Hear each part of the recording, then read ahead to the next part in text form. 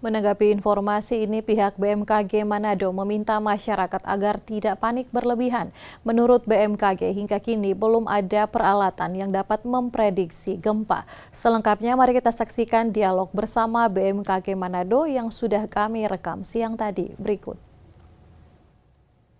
Ya, oke. Baik pemirsa, baru-baru ini heboh di dunia maya juga ya, dan tersebar di WhatsApp grup, sosial media, dan juga berita-berita online yang ada di Indonesia, di mana ada seorang ahli seismik Belanda yang sempat meramalkan gempa Turki. Dia bernama Frank Hugerbits, yang kembali memberi ramalan baru akan ada gempa besar, dan katanya akan melanda 3 wilayah di Indonesia, salah satunya adalah wilayah Sulawesi, dan akan terjadi pada awal Maret. Nah, kira-kira bagaimana tanggapan dari BMKG terkait dengan hal ini? Kita akan bertanya langsung kepada Bapak Edward Henry Mengko selaku Koordinator Bidang Data dan Informasi dari BMKG Stasiun Geofisika Manado. Halo Pak Edward. Halo Ibu. Ya, baik Pak. Tanggapan dari BMKG sendiri terkait ramalan dari seorang ahli seismik Belanda ini Pak, Frank Hugerbits, yang katanya akan ada gempa besar bahkan hingga magnitudo 8 Pak yang akan terjadi di beberapa wilayah di Indonesia termasuk di Pulau Sulawesi Pak. Baik, mengenai prediksi gempa bumi atau yang di BMKG kita kenal sebagai penanda awal sebelum terjadi gempa bumi atau prekursor gempa. Jadi penelitian atau riset-riset ilmiah yang dilakukan oleh berbagai ilmuwan dari seluruh dunia untuk memprediksi gempa bumi sampai saat ini belum ada yang menunjukkan hasil yang signifikan. Kami juga di BMKG sementara melakukan kajian dengan metode medan magnet bumi, dan karena hasilnya belum betul-betul istilahnya dapat dipertanggungjawabkan, belum kami rilis karena akurasinya masih sangat menyimpang begitu. Nah, terkait mengenai prediksi gempa bumi yang disampaikan oleh ilmuwan Belanda bernama Franz ini, yang katanya berhasil memprediksi kejadian gempa bumi di Turki lewat cuitan Twitternya beberapa hari sebelum gempa bumi. Saya memberikan pendapat khusus mengenai video yang beredar yang disebutkan oleh si Franz ini untuk wilayah Sulawesi Utara. Jadi pertama, wilayah Sulawesi Utara ini adalah wilayah yang memang aktivitas kegempaannya sangat tinggi. Artinya, kenapa bisa sangat tinggi? Kita diapit oleh beberapa lempeng tektonik dan ada beberapa patahan atau sesar juga yang ada di wilayah Sulawesi Utara. Ketika seorang ilmuwan menyebutkan bahwa wilayah dengan aktivitas atau kerawanan gempa bumi yang tinggi berpotensi terjadi gempa bumi dengan magnitudo yang signifikan, hal itu tidak sepenuhnya salah. Kita juga bisa menyebutkan wilayah lainnya dengan aktivitas kegempaan yang tinggi berpotensi terjadi gempa bumi magnitudo yang besar.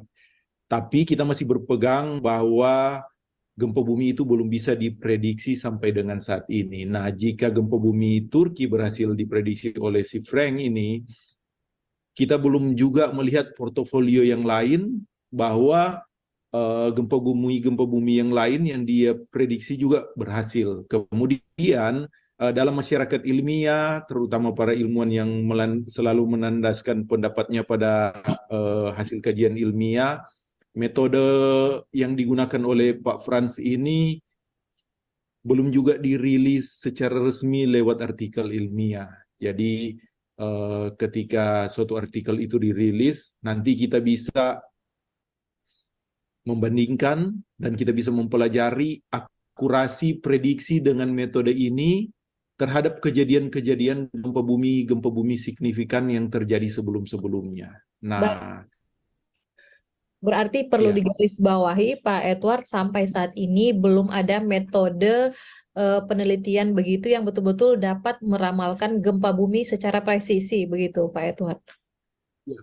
Kita masih berpegang pada pendapat tersebut karena ketika misalnya contoh saya menyebutkan akan digempa bumi di wilayah Sulawesi Utara dan di wilayah sekitar Sulawesi Utara di Filipina, Nah, tentu saja memang daerah ini kan memang rawan gempa dan aktivitas kegempaannya sangat tinggi. Jadi kalau terjadi di daerah situ, itu adalah hal yang wajar karena lokasi tempat terjadi gempa. Jadi saya kembali ke saya istilahnya akan berbicara mengenai bagaimana proses terjadinya gempa. Jadi ketika gempa bumi itu terjadi karena adanya pergerakan lempeng bumi. Nah, ketika lempeng bumi ini bertemu dengan lempeng bumi yang lain, kemudian energi yang terakumulasi tidak mampu ditahan oleh batuan yang bertemu di sekitar lokasi pertemuan lempeng ini, maka akan dilepaskan satu energi dalam bentuk gempa bumi. Nah, kenapa gempa bumi dengan magnitudo signifikan ini terjadi dalam periode yang artinya waktu pengulangannya itu sangat lama karena dia butuh waktu untuk mengumpulkan energi. Nah, untuk menghitung waktu dari batuan di pertemuan lempeng ini mengumpulkan energi ini banyak sekali parameter yang harus dipertimbangkan dan belum ada satu metode pun yang sukses untuk bisa memprediksi dengan tepat. Jadi kita masih berpegang pada pendapat bahwa gempa bumi sampai dengan saat ini belum bisa diprediksi. Oke, nah memang kalau melihat artikel yang beredar ya, kejadiannya diperkirakan besok hari Pak, tanggal 3 atau 4 Maret begitu Pak. Kalau dari BMKG sendiri apa melakukan satu tindakan pencegahan kah atau apa atau bagaimana Pak Edward? BMKG sebagai lembaga negara yang bertugas untuk memantau gempa bumi, kemudian mengeluarkan informasi peringatan dini tsunami ini, kami selalu menyiagakan peralatan terutama sensor-sensor pemantau gempa bumi. Ketika sensor pemantau kami berhasil mendeteksi gempa bumi, apalagi dengan kekuatan signifikan, prosedurku di BMKG adalah paling lambat menit kelima setelah guncangan, kita sudah harus mengeluarkan informasi. Jika dia berpotensi tsunami, yang akan keluar adalah informasi peringatan dini tsunami. Jadi tidak ada persiapan khusus sebenarnya. Kita tetap siaga, kita standby, dan semua alat sensor pendeteksi dan komputasi untuk menganalisa hasil parameter gempa bumi kami beroperasi dengan normal. Baik, berarti masyarakat tidak perlu khawatir berlebihan juga ya Pak Edward, karena memang kalaupun sesuatu terjadi, BMKG dengan segala fasilitasnya, infrastrukturnya itu berjalan dengan baik, berfungsi dengan baik Pak Edward, dan akan segera disampaikan kepada masyarakat ya. Ya, kami harap masyarakat jangan panik berlebihan, tetap siaga saja karena memang ya daerah kita pada dasarnya memang daerah yang rawan akan kejadian gempa bumi, tapi tetap bisa berupaya untuk selalu mengakses informasi mengenai gempa bumi yang disediakan oleh BMKG. Oke, baik. Terima kasih banyak Pak Edward atas waktunya. Terima Selamat kasih Ibu Regina. bertugas.